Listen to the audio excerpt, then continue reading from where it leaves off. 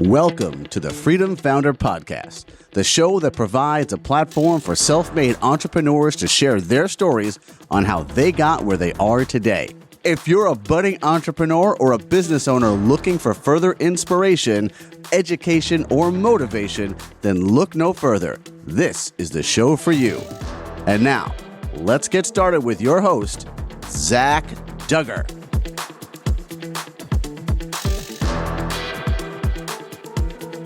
Welcome to the Freedom Founder Podcast. I'm your host, Zach Duggar. Now, when you were in high school, how ambitious were you? Were you mowing lawns? Did you have a paper route, working at Pizza Hut? Were you selling candy out of your locker? Well, my guest today, Rob, is someone who did have that ambition, who was selling candy out of his locker. And now we're going to get into a little bit of that conversation as well as what he's doing today. But Rob, thank you for joining us today. Zach, thank you for having me. I'm so grateful to you for spending time to chat, and hopefully we're going to have a great time and provide the listeners with a couple of nuggets of wisdom or something like that. Absolutely. Every time I've spoken with you, even just prior to this conversation, I feel like I get nuggets of wisdom every time, cool. Rob. So I appreciate that. Cool. Now, I meant to ask, but just for our listeners and my own benefit, could you pronounce your last name for us? I saw you pause there. That was really smart when you were doing the intro. Yes, it's Rob Dube is the way the last name is pronounced. Excellent. I actually thought that was the case, but wanted to make sure that it wasn't that you were part of the Dube brothers. So I know I have been accused of that actually many times. Dube. I get called all of them, and I love them all. Actually, it's a blast. Absolutely. Perfect. Well, thank you, Rob.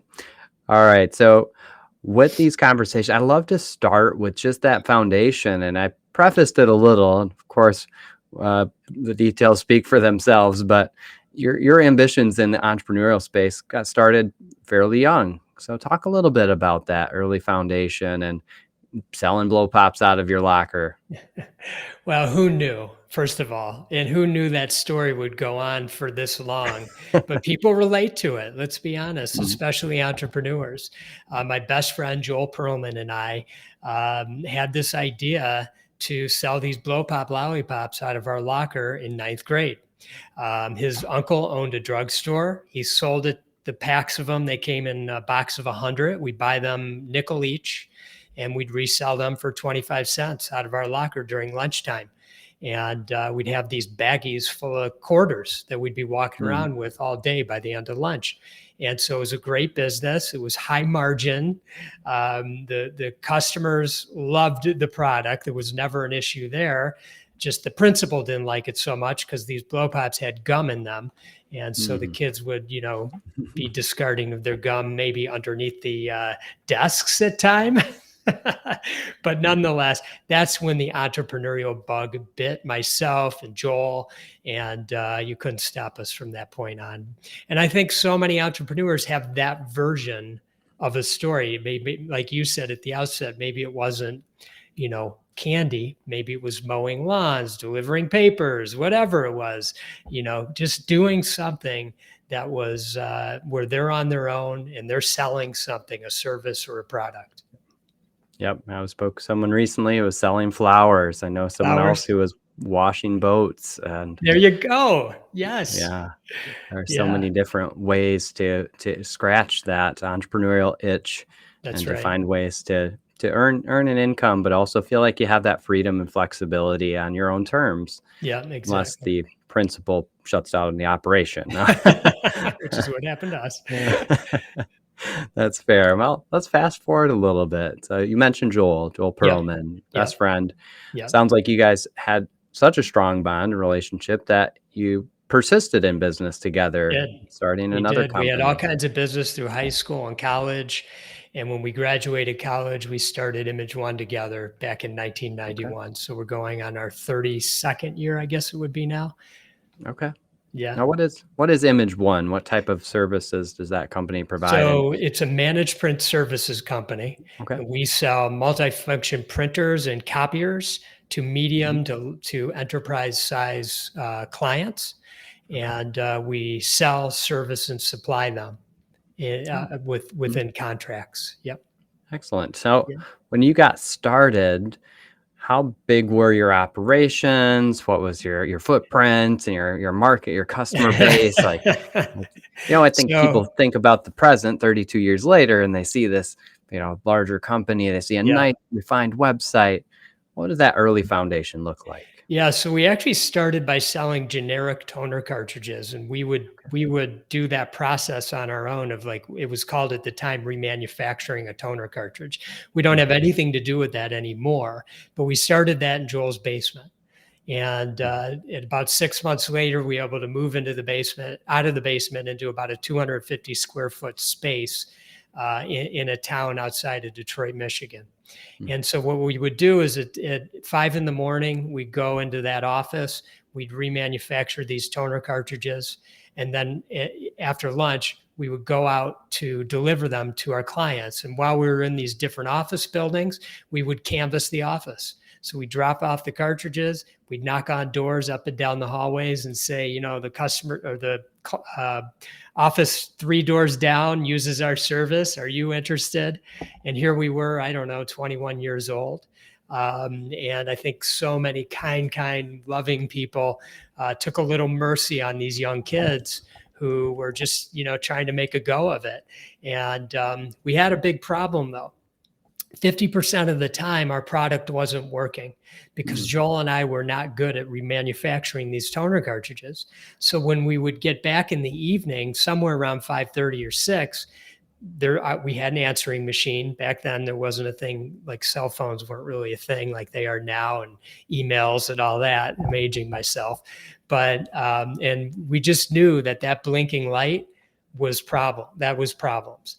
And so we listened to the recording, and about 50% of the products that we sent, it was customers who said, you just dropped off a toner cartridge and it exploded in my printer. I have ink all over my blouse, my shirt, and our printer's a mess, And so we had to persevere through these issues.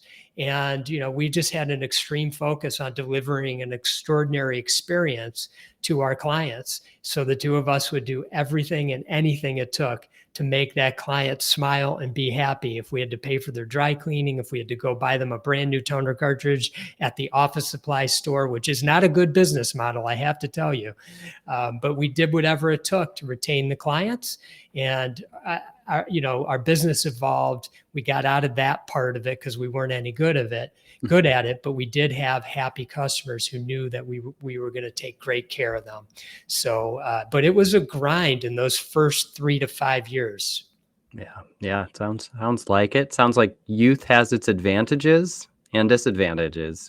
Things that you don't know, or that you learn right away, but you're willing to do the work to make that effort. And also, people do sometimes take mercy on that young individual who's coming to their door and knocking and asking if they're open to considering them for their service. That's right. And being able to provide that to them. Yeah. Mm-hmm. So you had some errors along the way, especially in those early days, some learning experiences, learning curves. Without question. As you started to grow, some of the challenges, there are other challenges that come with that. I mean, you can't do all of the work yourselves. At some point, you have to bring in other people. That means managing people, and they have expectations and they have desires, and you also have to monitor their responsibilities and make sure they're doing what they have signed on to do. And they want to raise at the end of the year or even 6 months into the year or whenever it might be. How did you figure out how to make that work with being able to manage a growing team over time as you did start to see growth in your business together? Yeah, so it took us about 8 years to really figure that out. And the key moment for us was when we met a person by the name of Gino Wickman, who at the time was beginning a consulting business where he would teach and consult businesses like imageOne, some 6 key components to running their business successfully. Now that business is called the Entrepreneurial Operating System. A book very well known, sold over 1 million copies, called Traction, it was real is the way we began running our business. We just happened to be one of the first clients, one of the first 7 clients. But running on EOS was the game changer for Joel and myself.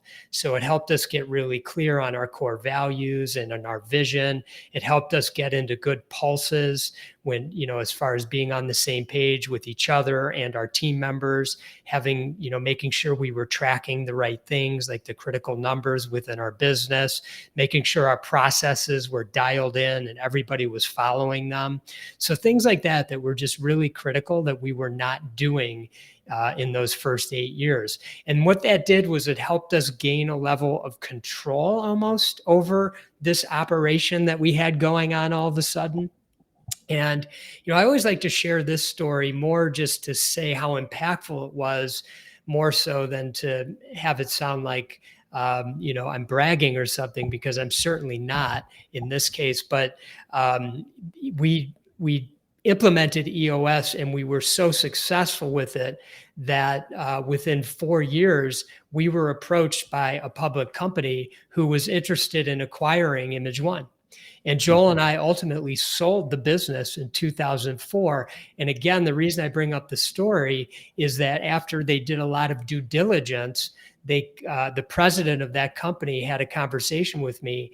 And I remember specifically where we were and what he said. And what he said is, we are excited and felt very confident in your business and paying you what we're paying you for it because of the way you're operating it. I've never seen a small business operate like you guys are operating.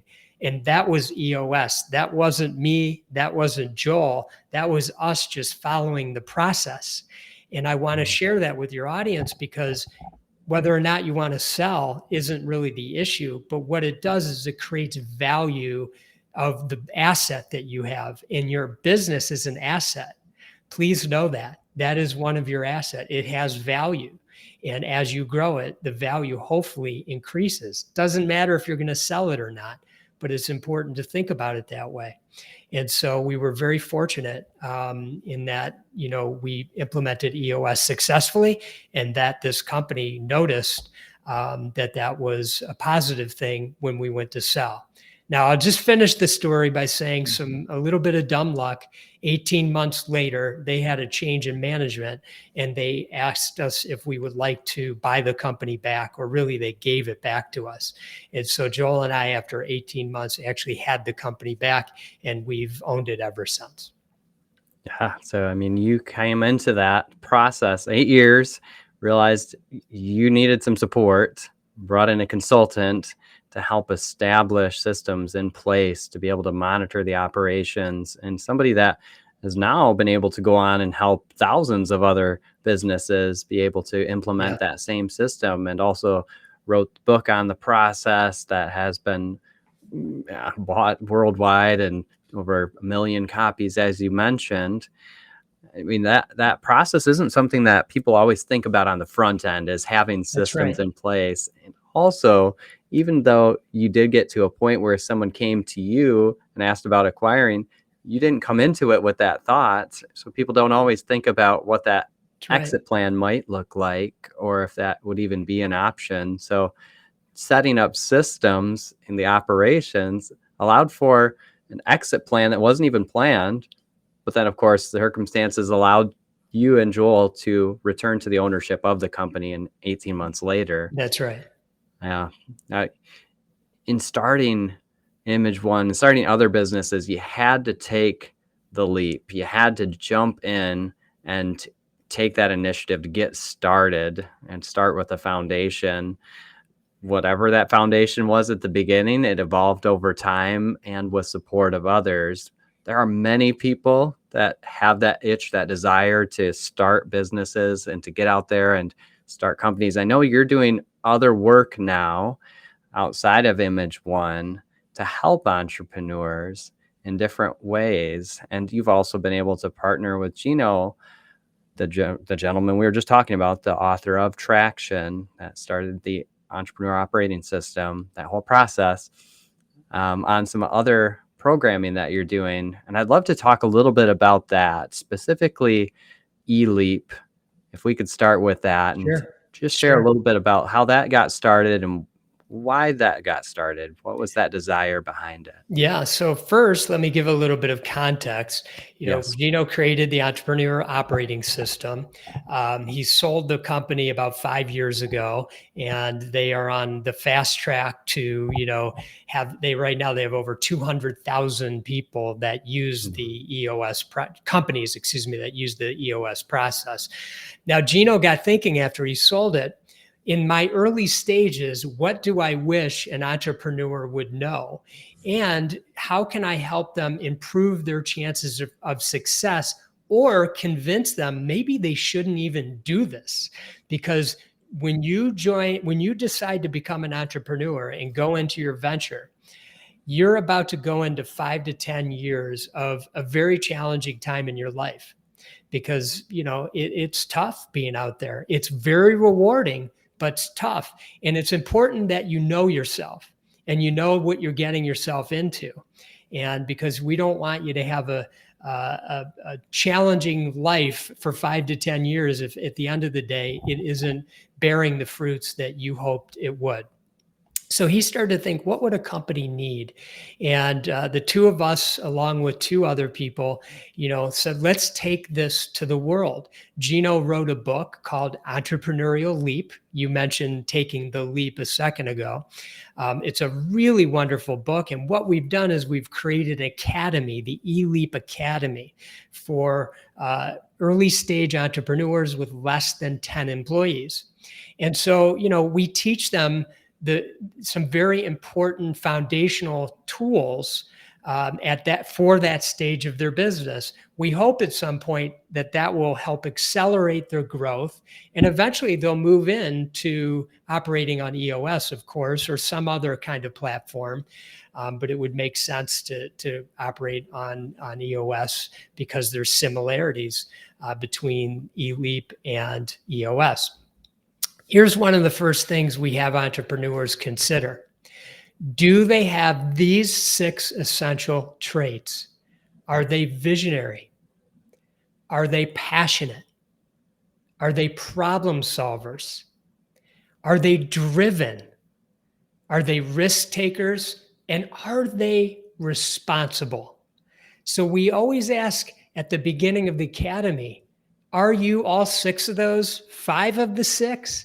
If you're 2 of them, take a pause back and really consider about what you're embarking on, because maybe entrepreneurship isn't for you.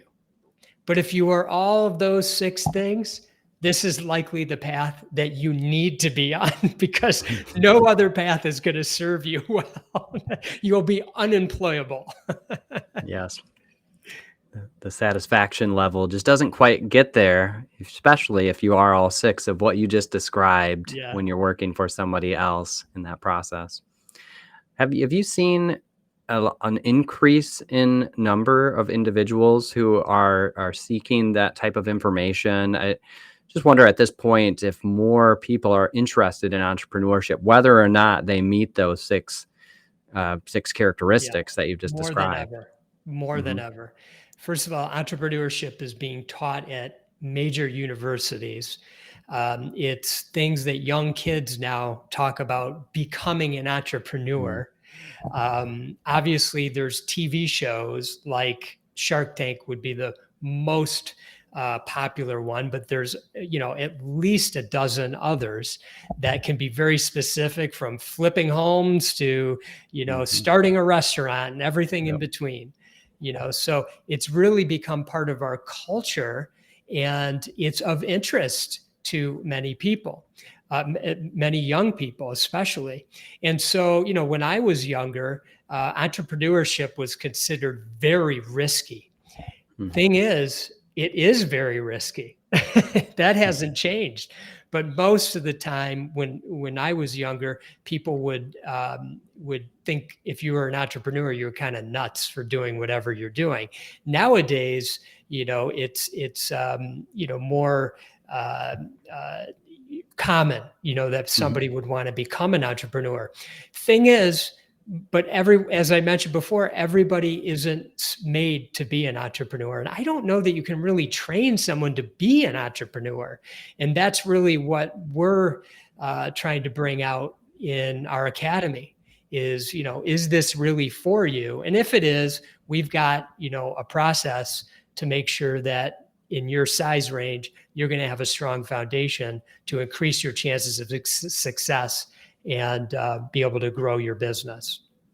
Right. Sounds like you start with that foundation of, is this really for you? Right. And then we get past that. Exactly. And then start with those then foundational aspects of getting a business started at the early stages.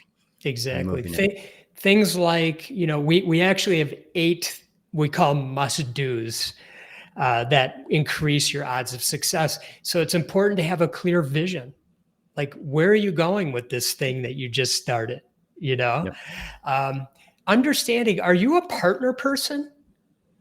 Some people do great with partners. Some people do not want a partner. And that's really important. Like, because if you're a partner person, it's important to find your right counterpart. Mm-hmm. Here's another thing to think about. The bigger the problem that you're solving in the world, the more successful you will be. So, here's something that you can think about as you are embarking on you're taking your leap. Getting feedback from your customers and your clients early and often. Always having a plan A and a plan B, because you're going to run into all kinds of, ebbs and flows, especially in the first 3 to 5 years. And because of that, you have to work hard. And I mean really hard. So be ready for that. And you're going to get criticism. And that's okay. People are going to doubt you. And that's okay. Take it all with a grain of salt, because most people can't see it the way you see it, because you're an entrepreneur, you're a visionary. And speaking of seeing it, we always encourage people to see it every night. So that's like before your head hits the pillow, you just think in your mind where you're going with this business, see it every night, and that's all you need to do. So some of those are the 8 must-dos that we like to share with early stage entrepreneurs with less than 10 employees. Okay. Well, now, so an entrepreneur then, if they experience success, and we'll use the definition of they're able to sustain living that they are finding satisfactory at this point in their lives off of their business and their earnings from their business. There are also the issues of burnout and difficulty with being able to maintain the pace over time. So true. And individuals get to a point, I mean, I did this personally. I got to a point in my own business where I was still maintaining that high pace, and it became a factor in my decision to sell my business, and ultimately was one of the factors because of the challenge of stress and some of the day-to-day, the operations, and probably could have used the EOS in my own business as well. But how or in what ways are you working with individuals at this point, if at all, to help them to sustain over time? Yeah. So, in those early stages, like you and I were just talking about, when you've taken your leap, you are making some sacrifices early on. And it's different for all people. So all entrepreneurs, it could be at the beginning, it could be at the middle, it could be at the end, or somewhere in between. But, we talk about we have these 3 discoveries, and I'm going to segue these in to something else called our 10 disciplines.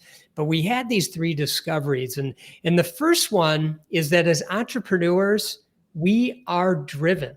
We are driven people. And there's a wonderful book actually called Driven by Doug Brackman, and you don't have to run out and get it, but I'll give you kind of a high level. We have the D2, D4 gene inside of us. In fact, everybody has it. But for 10% of the population, the driven, it's kind of, it mutated and it's kind of off. Okay. And that's not a bad thing. It's just that it's never enough for us. we have this unbelievable energy that most people don't have. And we just keep going and going and going. And we could get knocked down 10 times and we'll get back up 10 times, and it makes us very unique. And we look around at the rest of the world and we don't understand why they're not like that, why they're not like that as well. Well, it's just because their genes are just different. That gene for them is different. And so for the 10% of us that are driven, and entrepreneurs are driven, it's just the awareness of that. And knowing that you're not odd, you're not different in the sense, you are different, I should say, but it's not a bad thing. And you don't have to change the way you are. In fact, keep doing what you're doing because you're the difference maker in this world. We really do. As entrepreneurs, we make a big difference in this world. So first and foremost, realize that you are driven. Okay. The next thing that's really important for you to understand is that decisions are made out of love or fear. And when you make them out of love, you're making decisions from your heart. And when you're making decisions from fear, you're making them from ego. And so there's nothing you need to do about that right now other than just understand that, because you make 10 times the decisions than any normal person every single day. Okay. And that's very unique because you're a driven person. You put yourself in a position to be making lots of decisions. And so just know that your decisions are made out of love and fear or fear. And the last one of these discoveries is that it is possible to be driven and have peace. And what I mean by that is you don't have to always have this anxious, you mentioned anxiety. You don't have to always work at that level where you have this anxiety and this stress that's constantly driving you. In fact, by being more in flow, and we call it float, which is when you're doing your life's work, and if you are in such flow, it feels like you're floating. So we call it float, FLOWT. And so you can be driven and have peace, which means that stress, that anxiety comes down, and your drive that gave you 10x the ability now will give you 100x the ability, because when you're in a peaceful place, you make better decisions. You make your decisions out of love and not fear. So I'm going to pause there. If there's anything you want to say or ask, I'll give you that opportunity, and then I'll hop into how you build a foundation around these discoveries. Yeah, I just love that you are considering the ability of somebody who's driven to be able to multiply their abilities when they're able to do so out of peace and a different state of mind. So let's talk more about the 10 disciplines and where that is leading individuals who are successful in one perspective, but also still needing to continue to build upon that foundation personally. So, we want to build a foundation. Think about relationships. You need a strong foundation. Think about your business. You need a strong foundation. You need that same strong foundation in your life. As an entrepreneur, it's so important that you have absolute clarity around your boundaries. You must protect your boundaries. Okay. And have the stakeholders in your life, the most important people. It can be, if you have a significant other, it can be your key team members, etc. Everybody needs to understand your boundaries. And so you can have freedom in your mind and time in your life to do the inner work. So you make decisions from love and not fear. So you can continue to be driven and have peace and 100x your business and the things that you're doing. And so it starts with 10-year thinking. And this is where we ask you to shift your mind from short-term thinking to thinking in 10-year timeframes. Because when you do that, time slows down. As an early stage entrepreneur, especially, you feel like you got to get a million things done now. But when you know where you're going and you want to be in 10 years, you got plenty of time to make that all happen. So you can slow things down. And your actions today, what you can control at this moment, will be moving you toward that 10-year thinking. And so that's the idea, is just slow yourself down, shift your mind from short-term thinking to thinking in 10-year timeframes. It's hard for us entrepreneurs. We want to go, go, go, go, go, but it's very powerful. The next thing that we must do is take time off. And what we encourage you to do, even as in the early stages, is take at least 130 days off per year and don't think about work the entire day. Now, before you freak out, if you took every weekend, holiday, and a few weeks vacation, every weekend, all holidays, US holidays, and 3 weeks of vacation, which I'm hoping you're able to do, then you got around 130 days. The hard thing for most entrepreneurs, because we're so driven, we can't help ourselves. We need to check our email just real quick. We need to check in with our team just real quick. We're just always going. We don't turn it off. And we've got to do that. We've got to turn it off and let our mind and our body catch up. The next thing we need to do is know thyself. Here we want you to be you 100% of the time, 24/7, 365. We say, let your freak flag fly. Be you. Stop pretending. Do not be a chameleon. People pick up on that inauthentic energy when you are trying to fit in. So just be you. People love the uniqueness of you. And this is what's going to help you feel more at peace because you're not pretending. And it is going to help the success of your business because people will appreciate the uniqueness that you're bringing to this world. The next one is be still. And here we encourage you to sit in silence for at least 30 minutes every day. Whatever that means for you. You can meditate, you can journal, you can be in prayer, you can be in contemplation, whatever that means for you, but you must turn it down 30 minutes every single day and let all this stuff that's going on in your mind settle. You imagine a jar with water and sand in it, and you shake it up and you see all the sand floating around. You can't even see through the jar. That's your mind. That's all of our minds. Let's face it. You all know what I'm saying right now. But when you set that jar down and the sand settles, you can see through. It's clear. This helps bring you clarity. And for some reason, we have a hard time doing this because why? We're so busy. We can't turn it off. We can't get ourselves to dial it down, but we've got to do it. Okay, one more, and then I'm going to pause.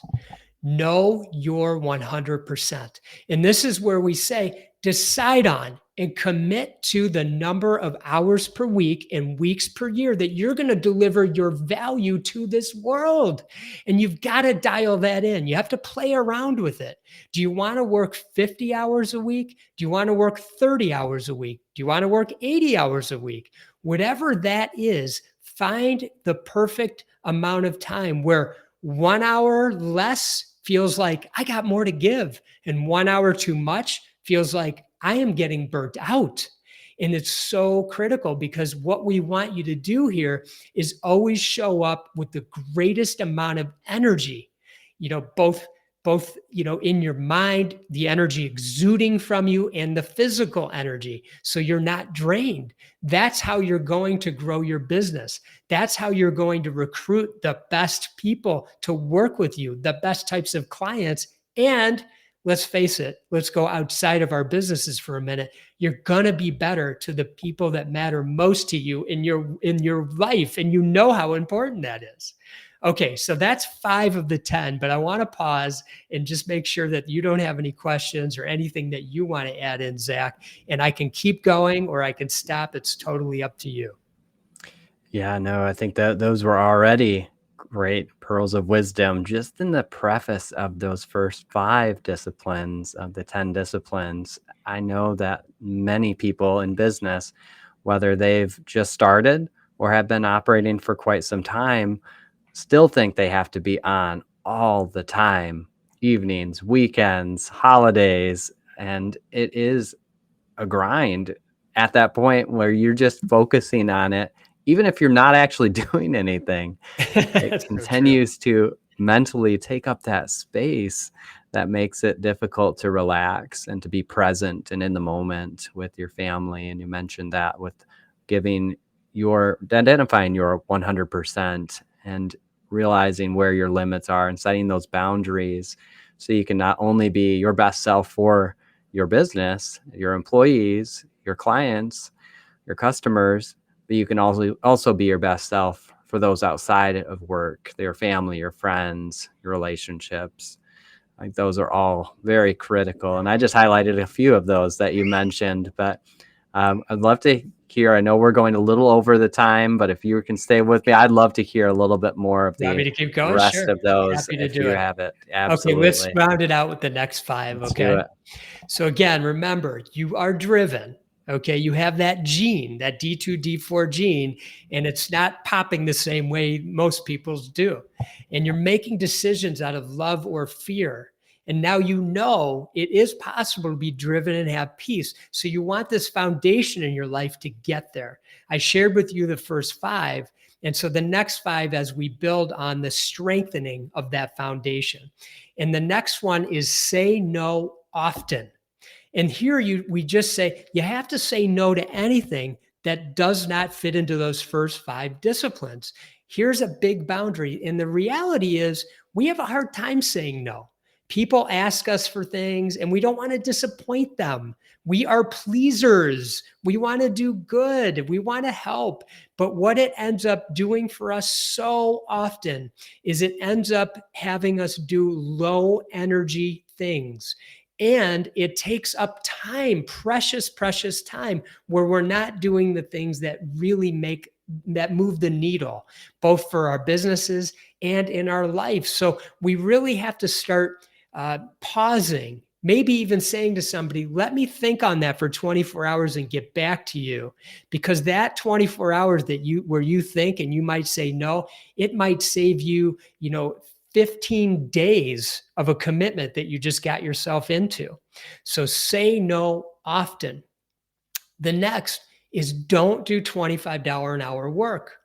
And here we say never do anything that you could pay someone $25 an hour to do. And I always like to preface this by saying $25 an hour of work is important work. It really is. And there are people that are made to do that work. They want to do that work.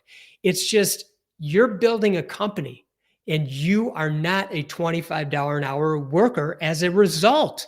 And so you need to take a hard look at everything that you are doing. In fact, I always encourage people, make a list for the next week. Write down every single task that you're doing throughout the day and put an amount next to it. What dollar per hour is this worth? Is it 25? Is it 50? Is it 100?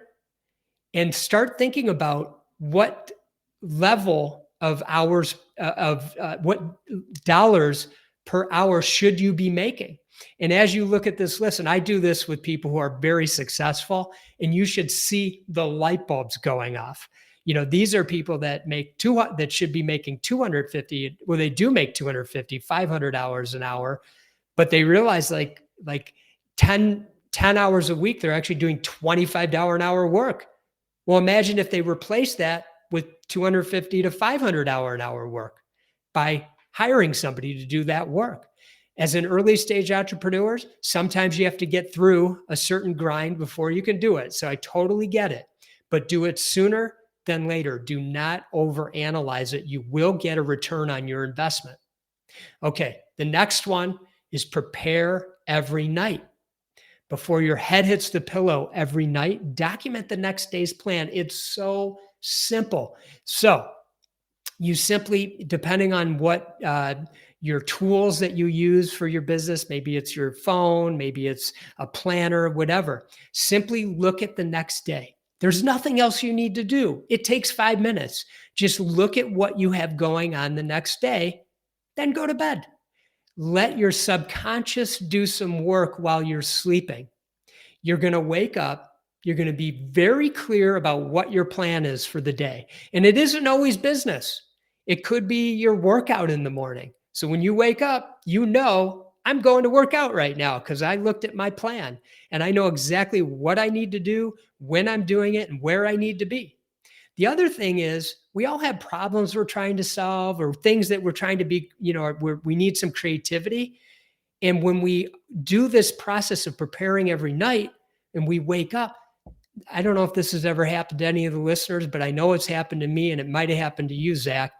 You wake up and you're like, oh, I know I've got the answer. That's because your subconscious was doing the work. It came to you in the shower. Your subconscious did the work last night. Okay, so prepare every night. Very simple. The next one is put everything in one place. So let me explain. Pick the one place you're going to capture every idea, commitment, thought, action item, and promise throughout the day. Okay, so this could be as simple as a legal pad. It could be your mobile phone. You might have a tool on your mobile phone, like a note-taking tool. I use something called a Remarkable. It's a tablet, but it's the only place that you will write down every single idea that comes to you, every commitment that you make, every thought that you have, every action item, promises that you make to your team members, to your family members, to people in your life. You jot it all down. And at the end of the day, before you close up, you simply look at your one place and you look at all the notes that you took throughout the day and you disseminate them to the right places. Some things need to go on your calendar. Some things you might be able to delegate. Some things need to go on a to-do list. But see, you kept it all in one place as the day went on. This is the simplest thing. Prepare every night, put everything in one place. They're so simple, yet I work with so many entrepreneurs. I mean, our program, we bring so many people through the program. They don't do this. They have a million places. They have 4 or 5 places and they never know where anything is. Okay. Now the last one is be humble. And I'm sure if they're listening to this podcast, your audience is humble. And I've gotten to know you a little, Zach, and you certainly strike me as somebody who's very humble. And what we like to say here is view yourself as an equal to every person on the planet. And when we do this, life is just better. We attract like people. So when we are humble, people that we attract in our life are usually also humble, and humble people are great to be around. When you're humble, people want to be around you. Now, as entrepreneurs, sometimes we like to pound our chest a little and talk about our successes and all those kinds of things, and that's okay. There's nothing wrong with it, but you can do that with a sense of humility, because you don't need to impress anybody. I promise they don't care. Okay. They're in their own world, their own bubble, and you're not going to impress them. So, share it when it makes sense, when you're asked, but there's a level of humility around everything and every action that you take each and every day, both within your business and in the communities that you live in. And we always like to add on to be humble, be grateful. So we could have called this be humble and grateful, because gratitude is one of the most powerful practices we can have in our life. Literally, at the end of your day or some point during your day, you can have a little journal or a piece of paper or just say it in your head. I'm grateful for this one thing. Just pick one thing. It takes 7 seconds to do this. Okay, so no one can tell me they don't have time. In fact, the number one reason people don't express gratitude, either in their mind or in a journal or something, when I ask them, is I just forget. That's what they say. That's their answer. And it's so honest. And I so appreciate that. So there's a reinforcement. Maybe you need to put a little note in front of you. Be grateful today for one thing, and just remind yourself, I'm grateful. It can be anything. The sun's shining today. It's beautiful out. Whatever it is, just that one thing that you can remind yourself how amazing a life that you have. So those are the 10 disciplines. And this is the foundation that you are building to protect yourself so you can 100x your business and your life, really just have a more peaceful life.